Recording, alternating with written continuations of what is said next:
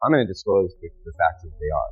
Whether they're alive, I'm going to tell the same story because that's my job. The truth of the matter.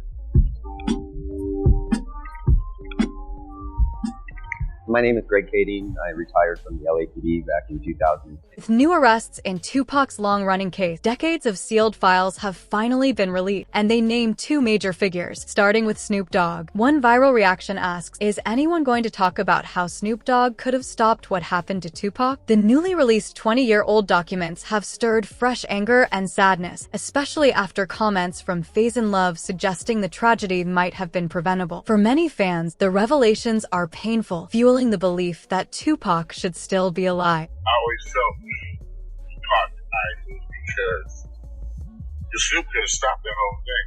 I mean, because like I said, Snoop was a Crip. Tupac offended some Crips. Doing some game, some dumb. Really. It was a whole, set off a whole chain of events. You know, in LA don't get mad, they get evil. So, you want a real Pac story? That's my Pac story. Pac would be alive today if he had stayed allies with Snoop, not crossed Snoop. Police records later linked Snoop Dogg to Tupac's death, revealing that Detective Russell Poole believed Suge Knight had orchestrated the killing before Tupac could leave the label, then pointed investigators toward rival Crips to mislead the case. According to detectives, Snoop Dogg was one of the people authorities initially considered framing, largely because of his fame and perceived gang ties. The story grows even more compelling when it's revealed that Snoop was originally supposed to be in the car with Tupac on the night he was targeted. With Tupac, though, in regards to Tupac, I heard a story, did you give him different advice that night on where to go? Give him no advice. We wasn't seeing eye to eye. So, saying during the Tyson? Yeah, this incident that I'm explaining to you right now was the day before that. So when they got to Vegas, they went their way, I went back. I mean, when we got to LA, they went to Vegas and I went home. That's why I wasn't in the car.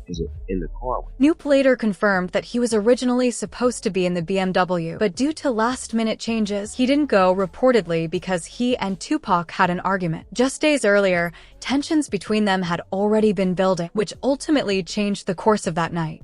It was on the same page. And I did an interview with Angie Martinez, and she asked me how did I feel about Puffy and Biggie. And I told her that I like their music. I want to do music with them. Bro didn't like that. Tupac didn't like that. So we had a misunderstanding. So on the flight back to LA, I didn't feel comfortable around them for what they had did, as far as I didn't have my security ride with me. So to protect myself and prevent happening, I slept under a blanket within the fort just in case something was to go wrong, but it didn't. With everything unfolding within just 72 hours of the shooting, police found Snoop's account suspicious. At the time, in the 90s, Snoop was far more connected to the streets than he is today, which fueled even more questions. Some have speculated that he may have heard through Crip circles that Tupac was being targeted and chose to stay away. In contrast, Snoop later said in an interview that he believed Tupac hated him in the days leading up to the attack, adding another layer of tension and uncertainty to the story. Say a week before he was best friend. 2 days before I don't think he liked me. Why?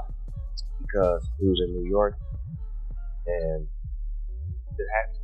New York at me and did all kind of shit to me, like just the worst you could think of. And I forgave him.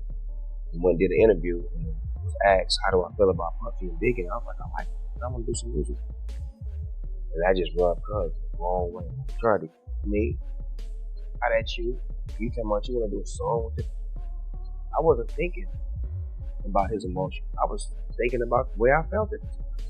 I wasn't into no controversy. I liked the music. They was our friends. We was all friends at one point. This video footage of all of us hanging out. The documentary also points to Diddy as a significant figure in the broader narrative, alleging that he envied the influence and status Tupac had. According to the film, this desire to match Tupac's presence and power led many to later explain just how badly Diddy wanted what Tupac represented, another controversial layer to the story surrounding the hit. Pac was a shining example of everything that Diddy wanted to be. he was that naturally. He was charismatic.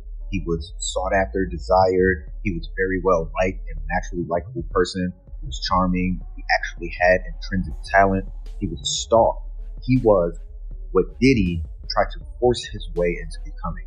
Diddy, through force, through manipulation, through fear-mongering, tried to become loved and adored and liked. But all he could manage is a twisted clone of that he was able to garner through fear. But back to my original point, he thought he triumphed over Tupac, when actually what he did was make Tupac immortal. And by Diddy continuing to live and earn more wealth and, in his mind, earn more adoration, he thought he triumphed. He thought he won overall. According to reports and commentary tied to the case, allegations about Diddy's hostility toward Tupac surface early in the file evidence. Even 50 Cent has hinted that the story isn't finished yet. More unreleased footage involving Diddy. Material that reportedly didn't make the Netflix documentary is expected to appear on YouTube, including discussions about Diddy later starting a family with one of Tupac's former girlfriends. That woman was Sarah Chapman, who dated Tupac in 1995 and later had a daughter, Chance Combs, with Diddy in 2006. Detectives reviewed Tupac's relationship with Chapman and noted a key moment. On November 18, 1995, Tupac was photographed with her, an incident some claim deeply upset Diddy. Sources and commentators have suggested Diddy struggled with how much respect and admiration Tupac received, both as an artist and as a person. Diddy had reportedly described Sarah as his dream girl, and those same sources speculate that jealousy over her relationship with Tupac intensified existing tensions, an issue some believe may have played a role in the early hostility surrounding Tupac, though these claims remain disputed. I believe so. I do believe so. I have two things that I can say that will back up my claim, but this is not for the world to know about. You know what I mean? It's between me and him, and only he knows. So every time he say it didn't happen, that's the only thing that made this become an issue to everybody. I was acting. Who gets shot 5 times in acts? Oh, I didn't get 5 times in A vision. I only got shot once because they found the book.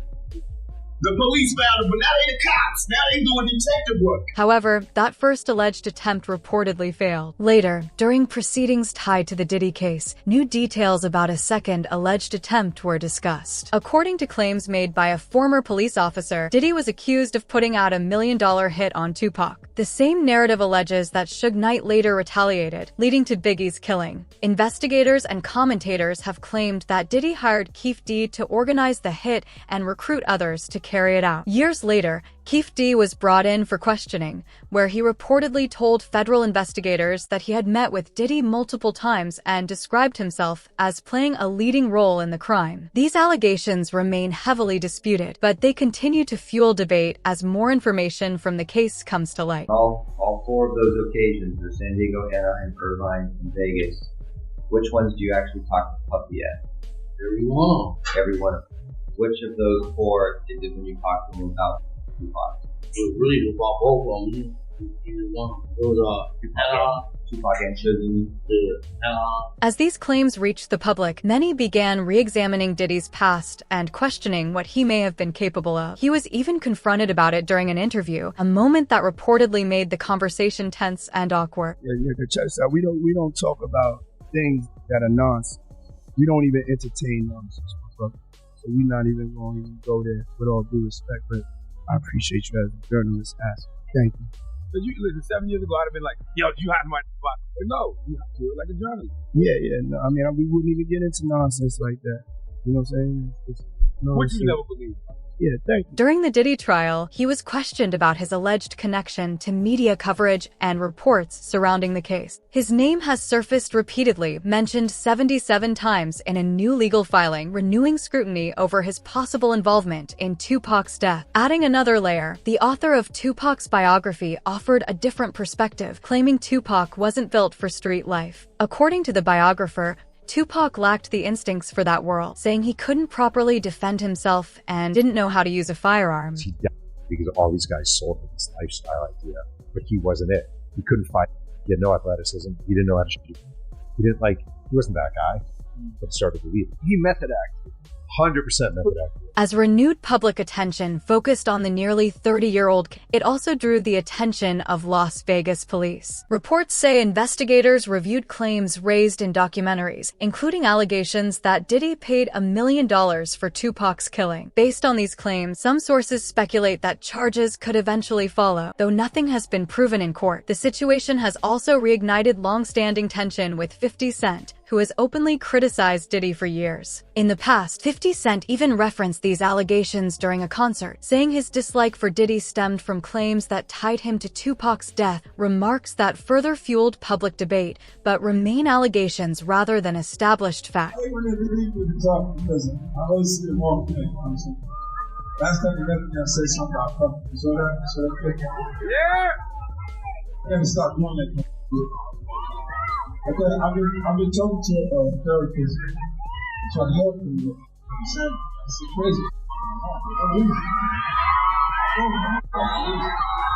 Oh, but maybe I said it to my brother because he got Tupac. Further details about the events on the day Tupac was targeted have also emerged from the files. According to the records, on September 7, 1996, Tupac was in Las Vegas, with Suge Knight attending a Mike Tyson fight. After the match, they reportedly got into an altercation with a ___ gang member named Baby Lane.